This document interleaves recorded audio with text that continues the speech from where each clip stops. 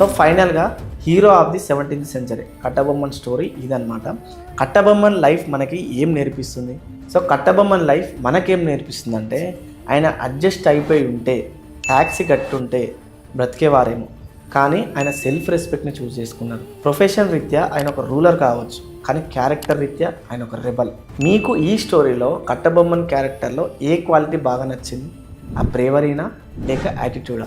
ఒక్కసారి కామెంట్ చేయండి. ఇవే కాకుండా ఇలాంటి 70 నుంచి 80 మంది వీరుల గురించి ఈ సిరీస్లో మనం చూడబోతున్నాం అనమాట. సో నెక్స్ట్ వీడియోలో మనం 1857 కన్నా 40 ఏళ్ళ ముందే బ్రిటిష్ ఎంపైర్ పునాదులను కదిలించిన మహావీరుడు, సొంత ఆస్తిని హోదాని కోల్పోయిన గిరిజన ప్రజల కోసం పైకా తిరుగుబాటు మీన్స్ పైకా రెబెలియన్ సృష్టించిన నిప్పు కణం.